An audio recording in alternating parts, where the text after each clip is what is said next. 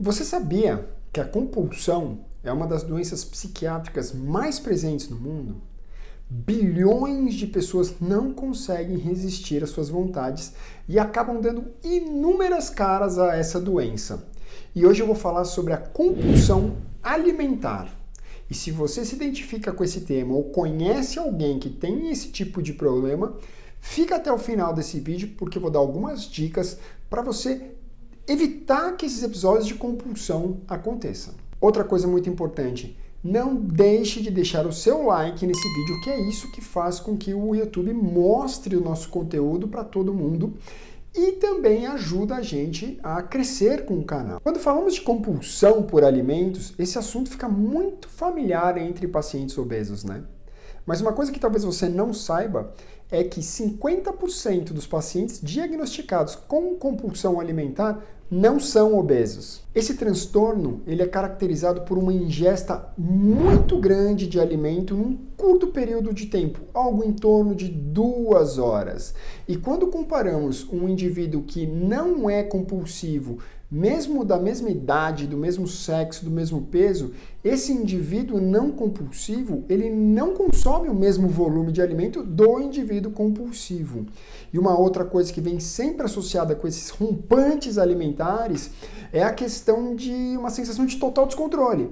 A pessoa fica meio desesperada, porque ele não consegue parar. Aquilo parece que leva o indivíduo ao consumo sem freio e ele tem a nítida sensação que não consegue controlar e não consegue parar a alimentação. E essa sensação de descontrole e de cometer o ato da compulsão leva o indivíduo a ter uma vergonha muito intensa, uma culpa, aquele nojo de ter feito algo que ele sabia que não podia fazer. É uma sensação de fracasso. Então você imagina, você inicia um ato compulsivo, começa a comer sem parar, de repente você se sente super cheio e aí vem aquela sensação péssima, horrível de culpa, de autodestruição. Então é uma coisa muito intensa, muito dura e só quem tem consegue mensurar o problema gigantesco que isso é. Para darmos o diagnóstico da compulsão alimentar, o paciente precisa ter tido esses episódios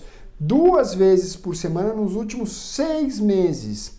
Tem alguns autores que falam em 1 vez por semana nos últimos 3 meses. Então você pode entender que isso varia. Se você tem episódios de descontrole seguido de um arrependimento intenso, é importantíssimo você procurar ajuda, porque mesmo se for 1 ou 2 episódios num mês, você pode estar iniciando um quadro. Então é super interessante, super louvável você buscar um atendimento nesse momento. Um outro dado importante na avaliação do paciente é que os pacientes compulsivos, eles normalmente não têm uma ação compensatória, ou seja, eles não vão provocar o vômito ou mesmo tomar laxante para poder evacuar e diminuir aquela sensação de empachamento ou coisas assim. Então, essa é uma outra característica que deve ser considerada no indivíduo compulsivo. Nem todo paciente compulsivo é obeso. Nós vimos lá no início do vídeo que metade dos pacientes com esse diagnóstico não são obesos. Entretanto, os pacientes obesos que vêm nos procurar, que buscam tratamento, são em 5 a 30% compulsivos e nem imaginam. Alguns até imaginam, mas a maioria deles não tem esse diagnóstico. Então, todo mundo que trata a obesidade tem que ter em mente que esse paciente que veio buscar ajuda pode ser um paciente com uma doença de compulsividade. E isso torna o tratamento ainda mais complexo. E quais são os sintomas mais frequentes do compulsivo? Bom, existem vários, eu vou te falar aqui alguns deles. Primeiro, a sensação de impossibilidade de conter o seu desejo. Isso é uma coisa que acontece muito. Segundo, a sensação de vergonha e de plena desespero por ter feito aquilo lá, aquela sensação de culpa, nojo, desprezo por si próprio. Terceiro, mentiras. Eles mentem sobre a doença. Eles negam que tem esse tipo de problema para a sociedade e até para eles mesmos. Uma outra coisa que é muito clara é que após o início do ato de compulsão, o paciente sente um alívio, uma sensação de bem-estar inacreditável, fazendo com que ele passe aquele desespero que ele tem pré-início de consumo, que é uma outra característica. O paciente, quando sente que a compulsão vai chegar, ele começa a ter uma irritabilidade importante que só vai passar nesse momento da realização da compulsão. Então ele só vai ficar legal depois que ele conseguiu comer aquilo que ele precisava. Para piorar ainda tudo, o paciente compulsivo ele tem uma certa obsessão por aquilo. Por exemplo, o paciente, quando ele não está no quadro, ele fica pensando com medo, será que eu vou ter? Será que eu não vou ter? Será que eu vou conseguir me segurar? Será que se eu for ali naquele lugar eu posso ter isso e não conseguir me controlar? Então ele fica com aquele pensamento obcecado naquela sensação e medo de ter o quadro compulsivo. Então essa é uma outra característica da doença que chama muita atenção, porque o paciente ele sofre antes, tem a sensação de prazer e logo depois sofre novamente com a culpa. Olha que transtorno triste. Fora que no final das contas ele ainda ganha peso por isso. Então é uma dificuldade muito importante que deve ser muito considerada.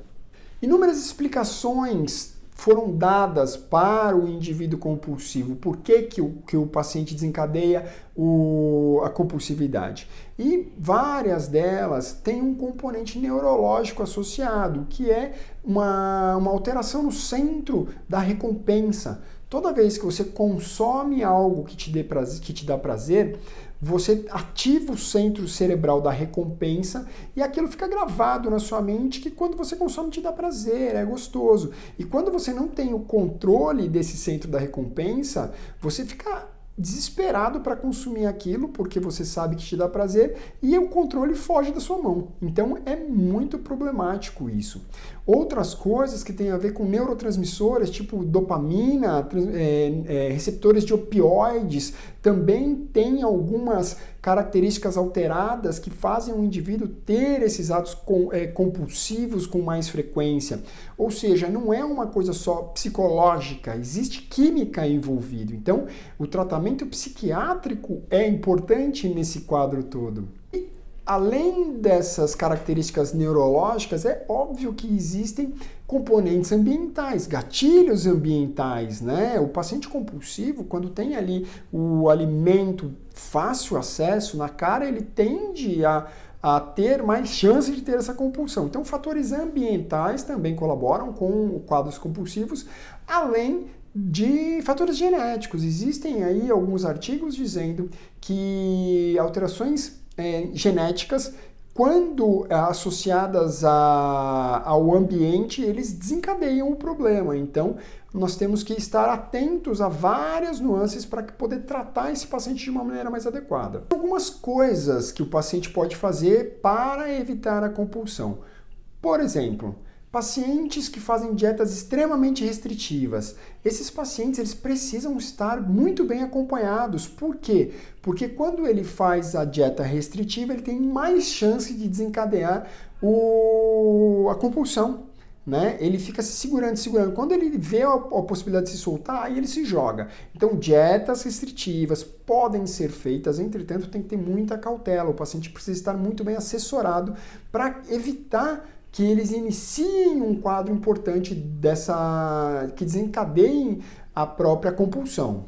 Uma outra coisa que ajuda muito o paciente compulsivo é manter as rotinas alimentares. Se você tem ali um café da manhã bem estabelecido, lanchinho da manhã, almoço, lanchinho da tarde, jantar, mantenha o padrão, porque gaps muito grandes, ausências muito grandes de alimentação pode levar a um gatilho, um disparo de uma crise compulsiva. Então é muito interessante não pular refeições, manter uma ordem cronológica, uma rotina alimentar bastante estabelecida. Isso vai ajudar muito você que tem esses quadros de gatilho para a compulsão alimentar.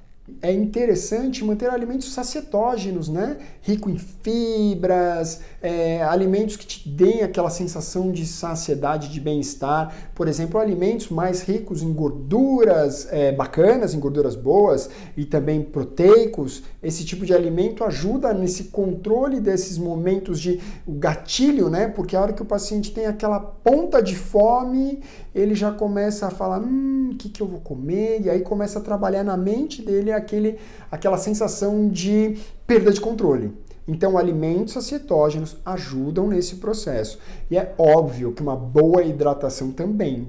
Se você tem ali a quantidade de líquido adequado, principalmente nos intervalos das refeições, você tem sempre no seu estômago algum conteúdo e esse conteúdo tem a distensão gástrica que sinaliza o seu cérebro que tem ali algum alimento e você evita o gatilho. Então você tem uma chance maior de controlar a sua compulsão. Exercícios físicos, eles atuam também muito bem de várias formas. Primeiro, aumentando a autoestima, melhorando o ambiente metabólico, hormonal, isso é muito importante. Então o paciente que tem compulsividade tem que buscar o exercício físico, é fundamental.